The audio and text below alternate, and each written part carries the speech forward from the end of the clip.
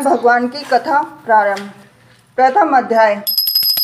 एक समय नैमिषारण्य तीर्थ में शौनकादि 88,000 ऋषियों ने श्री सूत जी से पूछा, हे प्रभु, इस कलयुग में वेद विद्या रहित मनुष्यों को प्रभु भक्ति किस प्रकार मिलेगी तथा उनका उद्धार कैसे होगा। हे मुनिश्रेष्ठ, कोई ऐसा तप कहिए जिसमें थोड़े समय में पुण्य प्राप्त हो तथा मनवांछित फल भी मिले। वह कथा सुनने की हमारी प्रबल इच्छा है। सर्वशास्त्र ज्ञाता श्री सूत जी बोले कि हे वैष्णवों में पूज्य, आप सबने प्राणियों के हित की बात पूछी है। अब मैं उस श्रेष्ठ व्रत को आप लोगों से कहूँगा जिस व्रत को नारद जी ने लक्ष्मी नारायण भगवान से पूछा था और श्री लक्ष्मीपति ने मुनिश्रेष्ठ नारद जी से कहा था। वह कथा ध्यान से सुनो। एक समय योगीराज नारद जी दूसरों के हित की इच्छा से अनेक लोकों में घूमते हुए मृत्यु लोक में आ पहुँचे। यहाँ अनेक योनियों में जन्मे हुए प्राय सभी मनुष्यों को अपने कर्मों द्वारा अनेकों दुखों से पीड़ित देखकर विचार करने लगे कि किस यत्न के करने से ही मनुष्यों के दुखों का नाश हो सकेगा। ऐसा मन में सोचकर भगवान नारद विष्णु लोक को गए। वहाँ श्वेत वर्ण 4 भुजाओं वाले देवों के ईश नारायण को, जिनके हाथों में शंख, चक्र, गदा और पद्म थे तथा वरमाला पहने हुए थे, देखकर स्तुति करने लगे। हे भगवान, आप अत्यंत शक्ति से संपन्न हैं। मन तथा वाणी भी आपको नहीं पा सकती है। आपका आदि मध्य अंत नहीं है। निर्गुण स्वरूप सृष्टि के कारण भक्तों के दुखों को नष्ट करने वाले हो, आपको मेरा नमस्कार हो। नारद जी से इस प्रकार की स्तुति सुनकर विष्णु भगवान बोले कि हे मुनि श्रेष्ठ, आपके मन में क्या है? आपका किस काम के लिए आगमन हुआ है? निसंकोच कहो। तब नारद मुनि बोले कि मृत्यु लोक में सब मनुष्य जो अनेक योनियों में पैदा हुए हैं, अपने अपने कर्मों के द्वारा अनेक प्रकार के दुखों से दुखी हो रहे हैं। हे नाथ, मुझ पर दया रखते हो तो बताइए कि उन मनुष्य के सब दुख थोड़े ही प्रयत्न से कैसे दूर हो सकते हैं। श्री भगवान जी बोले कि हे नारद, मनुष्य की भलाई के लिए तुमने बहुत अच्छी बात पूछी है। जिस काम को करने से मनुष्य मोह से छूट जाता है वह मैं कहता हूँ। सुनो, बहुत पुण्य देने वाला स्वर्ग तथा मृत्यु लोक दोनों में दुर्लभ या उत्तम व्रत है। आज मैं प्रेम वश होकर तुमसे कहता हूँ। श्री सत्यनारायण भगवान का यह व्रत अच्छी तरह विधान पूर्वक संपन्न करके मनुष्य तुरंत ही यहाँ सुख भोग करके मोक्ष को प्राप्त होता है। श्री भगवान के वचन सुनकर नारद मुनि बोले कि उस व्रत का फल क्या है, क्या विधान है और किसने व्रत किया है, किस दिन यह व्रत करना चाहिए कि हे भगवान मुझसे विश्वास से कहिए। तो भगवान बोले कि दुख शोक आदि को दूर करने वाला यह व्रत, सब स्थानों पर विजयी करने वाला और भक्ति और श्रद्धा के साथ किसी भी दिन मनुष्य श्री सत्यनारायण की शाम के समय ब्राह्मणों के साथ, बंधुओं के साथ और धर्म परायण होकर पूजा करे। भक्ति भाव से नैवेद्य केले का फल, घी, दूध और गेहूं का चूर्ण सवाया लेवे। गेहूं के अभाव में साटी का चूर्ण, शक्कर अथवा गुड़ भी ले सकते हैं। तो भक्ति भाव से भगवान को अर्पण करें। बंधु बांधुओं सहित ब्राह्मणों को भोजन कराएं। तत्पश्चात स्वयं भोजन करें। रात्रि में नृत्य, गीत आदि का आयोजन कर श्री सत्यनारायण भगवान का स्मरण करता हुआ समय व्यतीत करें। इस तरह व्रत करने वाले मनुष्य की इच्छा निश्चय पूरी होती है। विशेषकर कलिकाल में मृत्यु लोक पर यही मोक्ष का सरल उपाय है। इति सत्यनारायण व्रत कथा प्रथम अध्याय संपूर्णम। द्वितीय अध्याय। सूत जी बोले, हे ऋषियों, जिसने पहले समय में इस व्रत को किया है उसको कहता हूँ, ध्यान से सुनिए। सुंदर काशीपुरी नगरी में एक अत्यंत निर्धन ब्राह्मण रहता था। वह भूख और प्यास से बेचैन हुआ पृथ्वी पर घूमता था। ब्राह्मणों से प्रेम करने वाले श्री भगवान ने ब्राह्मण को दुखी देखकर बूढ़े ब्राह्मण का रूप धारण कर उसके पास जा आदर के साथ पूछा, हे विप्र, तुम नित्य ही दुखी होकर पृथ्वी पर क्यों घूमते हो? हे श्रेष्ठ ब्राह्मण, यह सब मुझसे कहो, मैं सुनना चाहता हूँ। ब्राह्मण बोला कि मैं तो निर्धन ब्राह्मण हूँ, भिक्षा के लिए पृथ्वी पर ऐसे ही घूमता रहता हूँ। हे भगवान, यदि आप इससे छुटकारे का उपाय जानते हो तो कृपा कर मुझे बताइए। तो वृद्ध ब्राह्मण बोला कि श्री सत्यनारायण भगवान मनवांछित फल देने वाले हैं, इसलिए कि हे ब्राह्मण, तू उनका पूजन कर, जिसके करने से मनुष्य सब दुखों से मुक्त होता है। और ब्राह्मण को व्रत का सारा विधान बतलाकर बूढ़े ब्राह्मण का रूप धारण करने वाले श्री सत्यनारायण भगवान अंतर्धान हो गए। जिस व्रत को वृद्ध ब्राह्मण ने बताया था, मैं उससे अवश्य करूँगा। यह निश्चय करने पर उस ब्राह्मण को रात में नींद नहीं आई। वह सवेरे उठकर श्री सत्यनारायण भगवान के व्रत का निश्चय कर भिक्षा के लिए चल दिया। उस दिन उसको भिक्षा में बहुत धन मिला, जिससे बंधु बांधवों के साथ उसने श्री सत्यनारायण का व्रत किया। इसके करने से वह विप्र सब दुखों से छूटकर अनेक प्रकार की संपत्तियों से युक्त हुआ। उस समय से वह विप्र हर मास व्रत करने लगा। इस तरह सत्यनारायण भगवान के व्रत को जो करेगा, वह सब पापों से छूटकर मोक्ष को प्राप्त होगा। आगे से जो पृथ्वी पर सत्यनारायण भगवान का व्रत करेगा, सब दुखों से छूट जाएगा। और इस तरह नारद जी से नारायण का कहा हुआ यह व्रत मैंने तुमसे कहा। हे विप्रो, मैं अब और क्या कहूँ? तो ऋषि बोले कि हे मुनीश्वर, संसार में इस विप्र को सुनकर किस किसने इस व्रत को किया है, हम सब सुनना चाहते हैं। इसके लिए हमारे मन में श्रद्धा है। सूत जी बोले कि हे मुनियों, जिसने इस व्रत को किया है वह सब सुनो। एक समय यह ब्राह्मण धन्य और ऐश्वर्य के अनुसार बंधु बांधवों के साथ व्रत करने को तैयार हुआ। उसी समय एक लकड़ी बेचने वाला बूढ़ा आदमी वहां आया और बाहर लकड़ियों को रखकर विप्र के मकान में गया। अब प्यास से दुखी लकड़हारा उनको व्रत करते देखकर विप्र को नमस्कार कर कहने लगा कि आप ये किसका पूजन कर रहे हैं और इस व्रत के करने से क्या फल मिलता है, तो कृपा करके मुझे बताइए। तो ब्राह्मण ने कहा कि सब मनोकामनाओं को पूरा करने वाला यह श्री सत्यनारायण भगवान का व्रत है। इन्हीं की कृपा से मेरे यहाँ धन धान्य आदि की वृद्धि हुई है। और विप्र ने इस व्रत के बारे में जानकर लकड़हारा बहुत ही प्रसन्न हुआ और भगवान का चरणामृत ले भोजन करने के बाद अपने घर को गया। लकड़हारे ने अपने मन में इस प्रकार का संकल्प किया कि आज ग्राम में लकड़ी बेचने से जो धन मिलेगा, उसी से सत्यनारायण देव का उत्तम व्रत करूँगा। यह मन में विचार कर वह बूढ़ा आदमी लकड़ियाँ अपने सिर पर रखकर जिस नगर में धनवान लोग रहते थे, वह ऐसे सुंदर नगर में गया। अब उस रोज वहाँ पर उसे उन लकड़ियों के दाम पहले दिनों से चौगने मिला। तब वह बूढ़ा लकड़ा दाम ले अति प्रसन्न होकर पक्के केले के फल, शक्कर, घी, दुग्ध, दही और गेहूं का चूरन इत्यादि के व्रत की कुल सामग्रियां लेकर अपने घर को गया। फिर उसने अपने भाइयों को बुलाकर विधि के साथ भगवान जी का पूजन और व्रत किया। अब उस व्रत के प्रभाव से वह बूढ़ा लकड़हारा धन, पुत्र आदि से युक्त हुआ और संसार के समस्त भोग कर वैकुंठ को चला गया। इति श्री सत्यनारायण व्रत कथा द्वितीय अध्याय संपूर्णम। तृतीय अध्याय। सूत जी बोले कि हे श्रेष्ठ मुनियों, यह अब आगे की कथा कहता हूँ, सुनो। पहले समय में उल्कामुख नाम का एक बुद्धिमान राजा था। वह सत्य वक्ता और जितेंद्रिय था। प्रतिदिन देव स्थानों पर जाता और गरीबों को धन देकर उनके कष्ट दूर करता।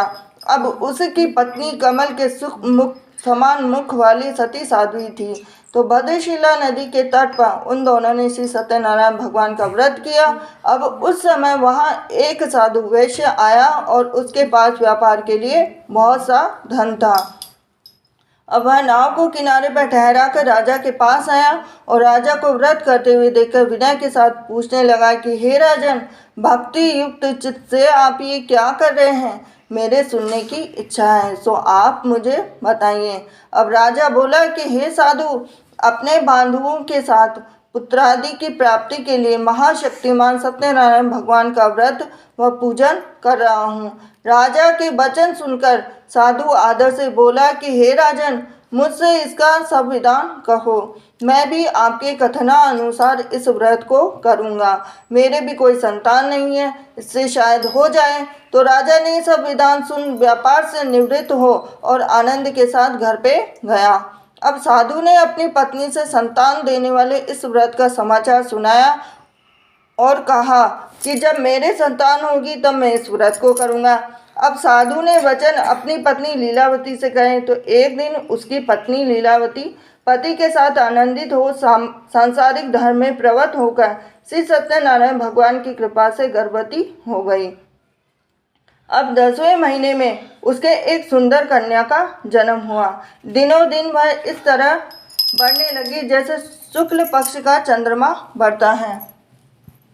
कन्या का नाम कलावती रखा गया। तब लीलावती ने मीठे शब्दों में अपने पति से कहा कि मैं जो आपने जो संकल्प किया था भगवान का व्रत करूँगा, अब आप उसे करिए।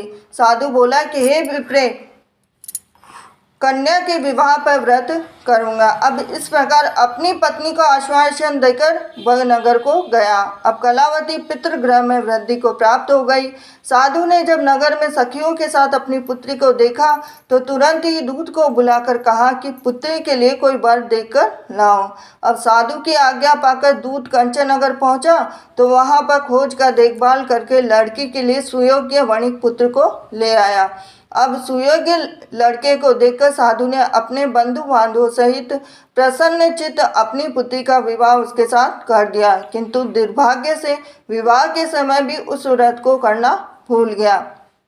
तब श्री सत्यनारायण भगवान क्रोधित हो गए और श्राप दिया कि तुम्हें दारुण दुख प्राप्त होगा। आपने कार्य में कुशल साधु बनिया जामाता सहित नावों को लेकर व्यापार करने के लिए समुद्र के समीप स्थित रत्नापुर नगर में गया। अब वहां पर दोनों ससुर जमाई चंद्रकेतु राजा के उस नगर में व्यापार करने लगे।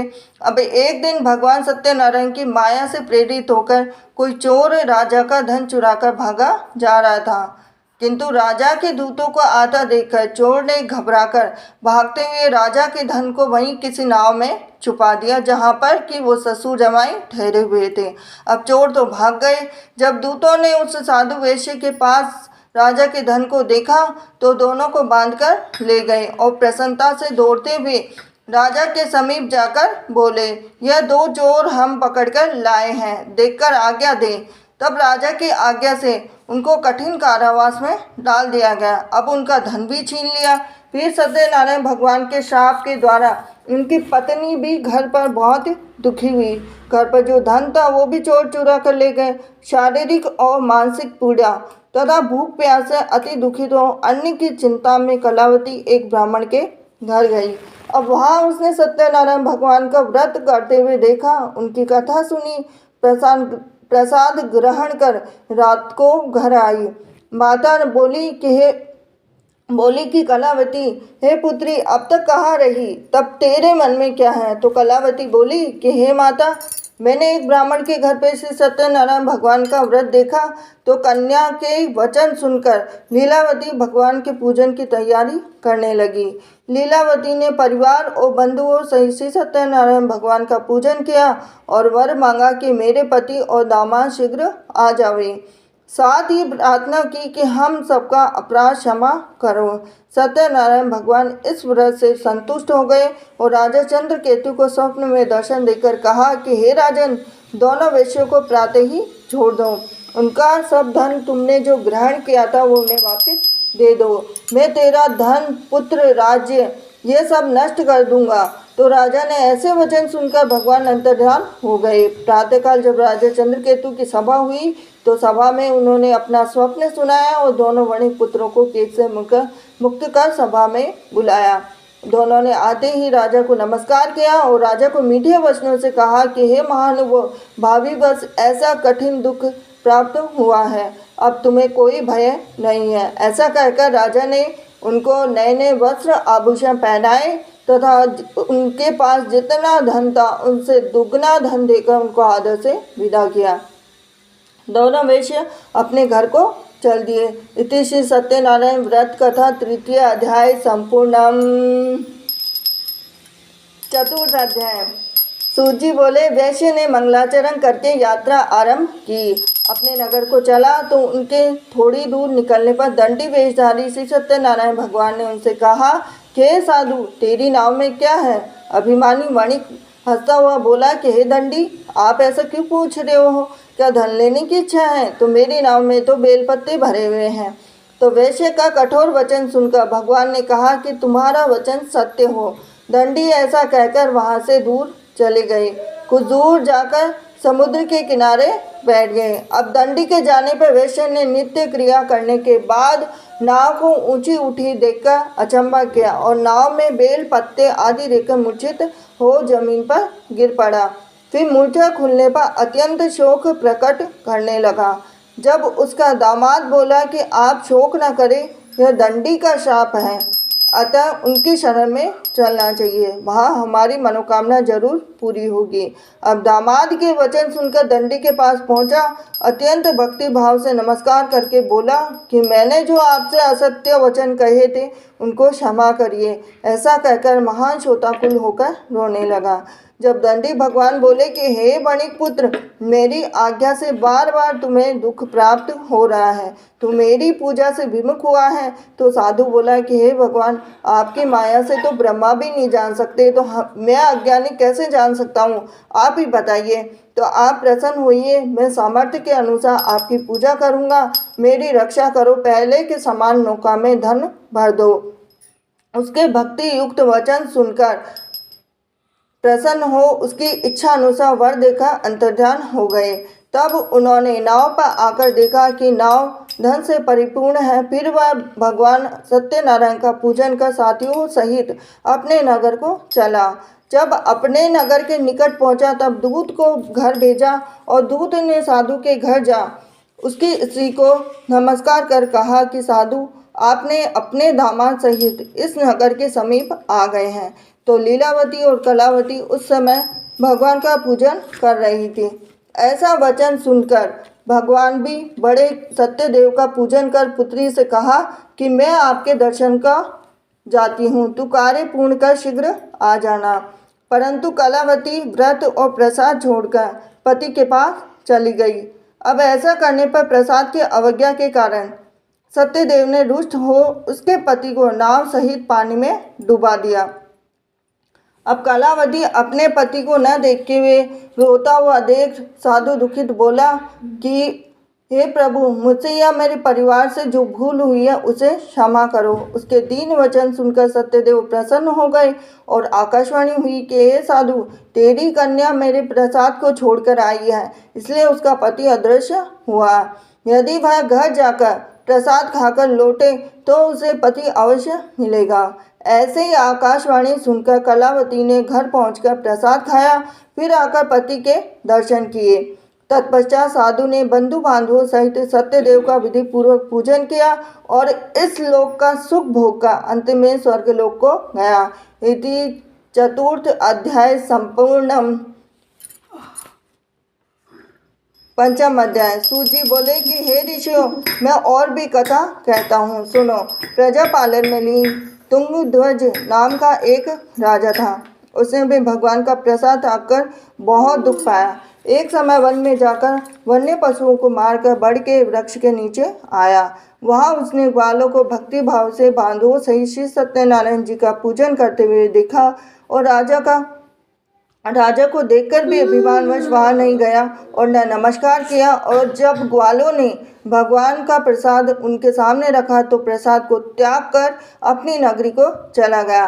वहाँ उसने विश्वास कर ग्वालों के समीप गया और विधि पूर्वक भोजन कर प्रसाद खाया तो सत्यनारायण देव की कृपा से सब कुछ पहले जैसा ही हो गया। फिर दीर्घ काल तक सुख भोग करने पर मृत्यु लोक पे स्वर्ग लोक को गया। जो मनुष्य इस दुर्लभ व्रत को करेगा और भगवान की कृपा से उसे धन धान्य की प्राप्ति होगी, निर्धन धनी और बंदी बंधन से मुक्त होकर निर्भय हो जाता है।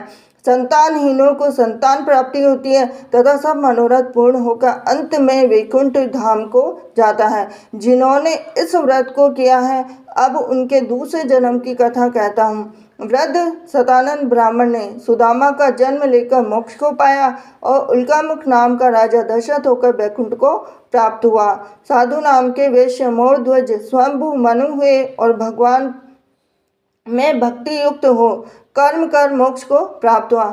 इति श्री सत्यनारायण व्रत कथा पंचम अध्याय संपूर्णम। श्री सत्यनारायण भगवान की जय। आरती सच्चे दरबार की जय बोलो। अब आरती होगी। कन्हैया की जय। भगवान जगदीश्वर जी की आरती।